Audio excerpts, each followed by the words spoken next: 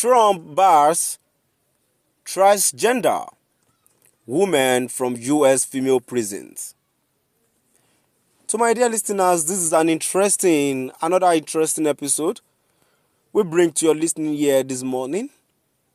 So, to my dear listeners, before I go into the full gist of today's interesting news, kindly please ensure you like, subscribe to this channel and share.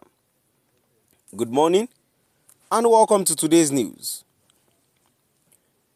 President Trump has issued an executive order banning transgender women from being housed in men's federal prisons.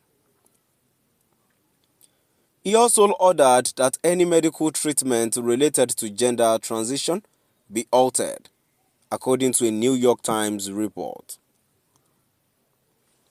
The ban was part of a broader executive order by Trump aimed at limiting the federal government's recognition of gender to an individual's biological sex at birth.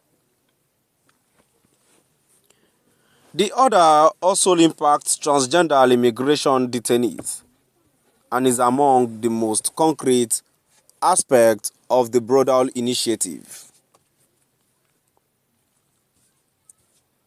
While Trump had imposed some restrictions on housing and medical care for transgender inmates during his previous term, this new order extends those limitations significantly. New York Times reports that the Women's Liberation Front, a group that advocates for single-sex prisons and defines women based on biological sex, praised the order as a major victory. The group is currently challenging a California law allowing transgender prisoners to request housing that aligns with their gender identity, claiming it violates the rights of non-transgender female inmates, especially their Eighth Amendment protections against cruel and unusual punishment. Trump's order echoes these concerns, arguing that efforts to undermine the biological reality of sex are harmful to women's dignity, safety, and well-being. Transgender advocates and legal experts have criticized the order, warning it could endanger transgender inmates.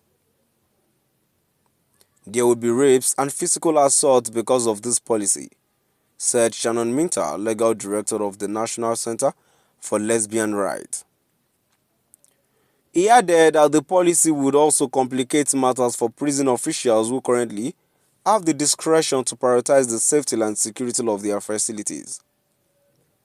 Legal experts note that the order may face legal challenges, as courts have ruled that prison systems must protect vulnerable inmates and provide necessary medical care, including hormone therapies for those with gender dysphoria. In 2022, a federal judge ordered the Bureau of Prisons to provide gender transition surgery for a transgender inmate, citing a violation of the Eighth Amendment. Trump's executive order, titled Defending Women from Gender Ideological Extremism and Restoring Biological Truths to the Federal Government, specifically impacts transgender women but not transgender men. While the total number of transgender prisoners is small, about 1,500 transgender women in federal prisons, they make up a significant portion of the incarcerated female population, around 15%. There are about 750 transgender men in federal custody. To my dear listeners, now we've come to the end of our today's news. Moving down to the comment section, the first comment here says, "Thank you a million times.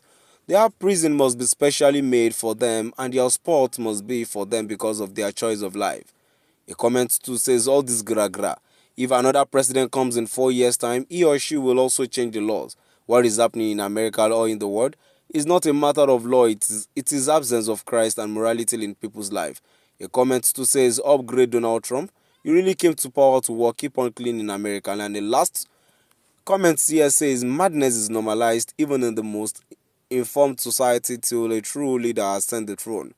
Now, sanity has come by fire by force. Every nation in the world right now are really in their need of president like Trump. Now we've come to the end of our today's news. Please do drop by the comment section and let us know what your view is all about. Thank you for listening.